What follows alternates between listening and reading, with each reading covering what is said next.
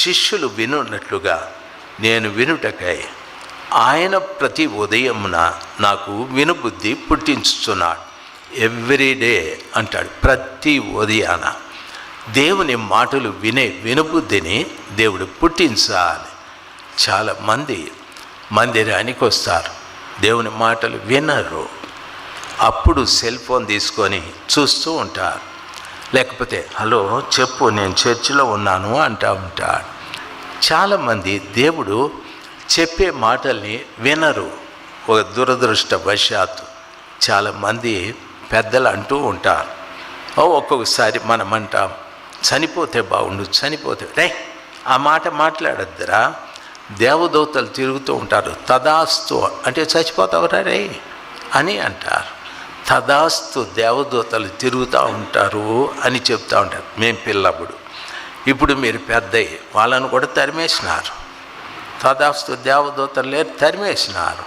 ఎందుకంటే మాకు టెక్నాలజీ ఉంది, మాకు తదాస్తు దేవదూతలు అక్కర్లేదని. మీరు వద్దన్నా కాదనుకున్నా దేవుడు నీ చుట్టూ రక్షించటానికి దూతల్ని పెట్టాడు. యెహోవా యందు భయభక్తులు కలిగిన వారి చుట్టూ ఆయన దూతలు కావలి ఉండి వారిని రక్షిస్తాడని చెప్పాడు. ఉన్నారు, నీకున్నారు, నాకున్నారు. కాబట్టి ఈ మాట వినండి. ఉదయాన్నే లేస్తూనే ప్రభా నువ్వు విను అనేసి, ప్రభా నీకు స్తోత్రాలు స్వామి, నీకు వందనాలు ప్రభా, నాకు కడుపు నొప్పింది బాయ్ చేయి ప్రభా, నాయన అప్పులోడు వస్తాడు దయచేసి సాయం చేయి ప్రభా, హాస్పిటల్కి పోతా ఉన్నాడు డాక్టర్ గారికి జ్ఞానమే. దేవుడు నువ్వు జ్ఞానం సంపాదించుకోరు అంటే ఆయన జ్ఞానం ఇమ్మంటాడు. అన్నీ పనికిరాని మాటలే. ప్రభు ఏమంటాడో తెలుసా? ఉదయాన లేచి వినేటటువంటి చెవులు, వినుబుద్ధి నీకు దయచేయమని అడుక్కో. ఆ రోజు ప్రభు నీకు ఏం చెప్తాడో, ఈరోజు నీవు ఐశ్వర్యవంతుడు వగుదువుగాక అంటాడేమో, ఈరోజు నీకు ఆరోగ్యం వచ్చునుగాక అంటాడేమో, ఈరోజు నీకు సమాధానం కలుగునుగాక అంటాడేమో, ఈరోజు నువ్వు పరీక్షలో పాస్ అవ్వదుగాక అంటావేమో. నువ్వేమంటావు? ప్రవ్వా వానికంటే 5 మార్కులు నాకు ఎక్కువ రావాలి. ఈయనే రకం కాదని 5 మార్కులు తక్కువ వేసి పంపిస్తాడు.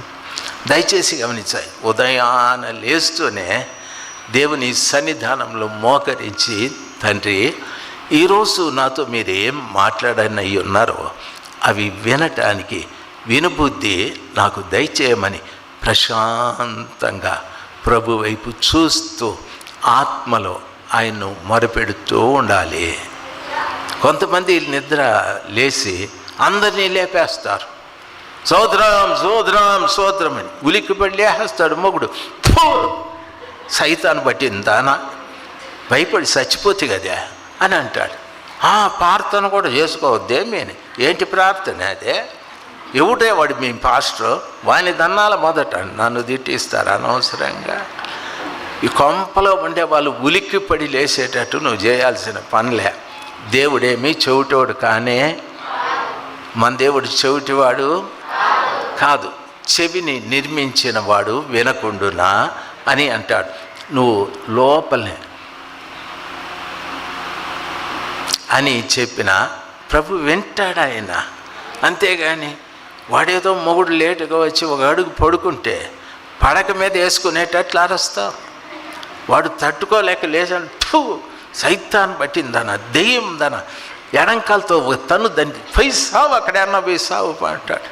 ఆదివారాన్ని ఎడంకాలు తన్నులు తిని వీటికొచ్చి మళ్ళా సోదరాం అని అంటారు. దయచేసి వినాలి. దేవుని సన్నిధానంలో ప్రార్థించే ప్రతి బిడ్డ ఉదయాన, ప్రభువా నా చెవికి వినుబుద్ధి దయచేయి, నా యజమాని నీవు జ్ఞానం కలిగిన దేవుడవు, నీవు అలసిన వారిని ఊరడించే మాటలు నీ నోట ఉన్నాయి. శిష్యునికి తగిన నోరు మీకుంది. నాకు ఏం చేయాలనుకుంటున్నావు నాకు వినిపించండి, నాకు వినుబుద్ధి దయచేయమని ప్రభువు పాదాల చెంత ఉదయాన కూర్చొని నెమ్మదిగా ఆయనను స్తుతించాలి.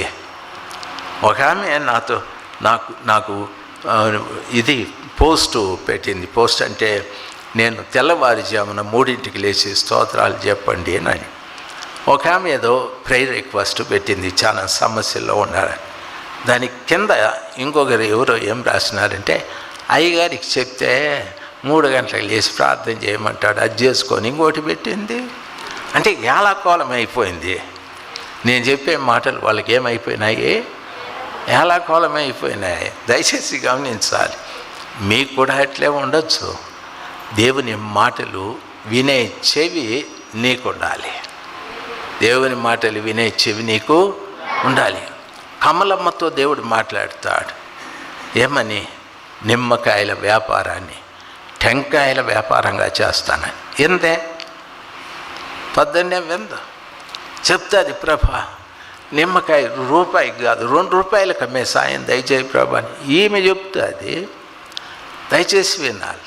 ఇంకొక ఆమె చెప్తుంది, ప్రభా పూల వ్యాపారం చేస్తున్నాను, దయచేసి మూర 20 రూపాయలు అమ్మేటట్టు సాయం చేయి.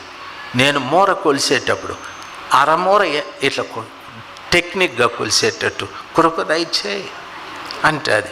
ప్రభు సైతానా, నాకే టెక్నికల్ నేర్పిస్తావా? నేను చెప్పేది అంటే ఇదే చెప్తుంది. ప్రభు నా పెండ్లం దిక్కుమాలింది, దానికి ఆయుష్ తగ్గించు ప్రభు, నీకు వేలాది వేల స్తోత్రాలంట. ప్రభు ఆ మాట విన్నాడంటే దాని ఆయుష్ పెంచి నిన్ను తొందరగా రారాయంగా చాలంటాడు. దయచేసి ఉదయాన లేచి దేవుని మాటలు వినే ఆ చెవి నాకు దయచేయమని ప్రభుని అడగాలి. ఆ ప్రతిరోజు ఉదయం ప్రతిరోజు ప్రభుని అడిగితే నీ భర్తతో నీవేం మాట్లాడాలనో ఆయన నీకు చెప్తాడు.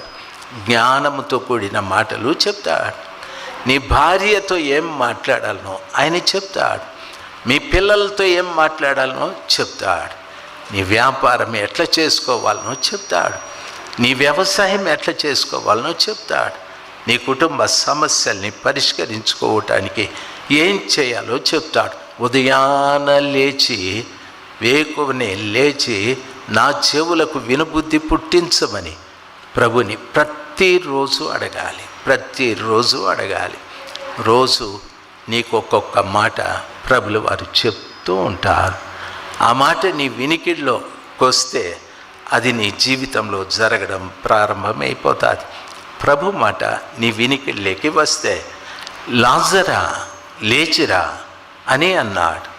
4 రోజులు చనిపోయి ఆయన చెవిలోకి ఆ మాట వెళ్ళాది. వెంటనే లేచి ఆయన బయటికి వచ్చాడు. ఆయన మాట చెవిలో పడితే అద్భుతాలే జరుగుతాయి. దయచేసి గమనించాలి. ఆయన మాటలు చెవిలో పడితే కమలమ్మ మహత్కార్యాలే జరుగుతాయి.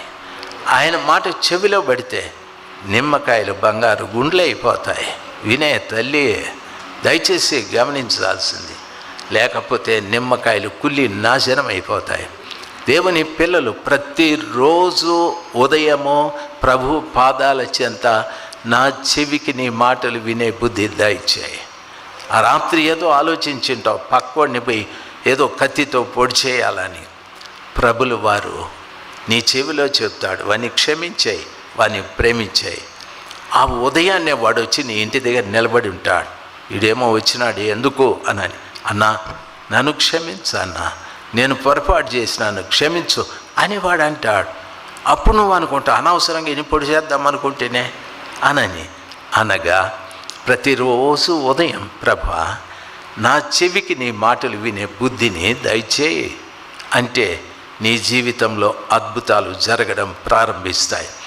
నీ జీవితంలో నిన్ను పీడిస్తున్న రోగం, నిన్ను పీడించే అసమాధానం, నిన్ను పీడించే నెమ్మది లేని తనం, నిన్ను పీడించే ఆర్థిక ఇబ్బందులు, ఈ లోక సంబంధమైన ప్రతి ఒక్కటి కూడా ప్రభు మాట వినే చెవి నీకుంటే అవన్నీ దేవుని మాట నీ లోపలికి వస్తే నిన్ను పీడించే ప్రతి ఒక్కటి దూరంగా పారిపోవడం కార్యము జరిగిస్తాడు. హల్లెలూయా. ప్రతి ఒక్కటి పారిపోతాయి. శిష్యునికి తగిన నోరు నాకు దయచేయండి ప్రభా, ఆ జ్ఞానం నాకు దయచేయండి. ప్రతిరోజు ఉదయం నీ మాట వినుటకు నా చెవికి వినుబుద్ధిని దయచేయండి. ఎందరో అలసిపోయిన వారు ఉన్నారు, వారిని ఊరడించే మాటలు నాకు నేర్పించండి అని ప్రభువుని అడుగుదాం.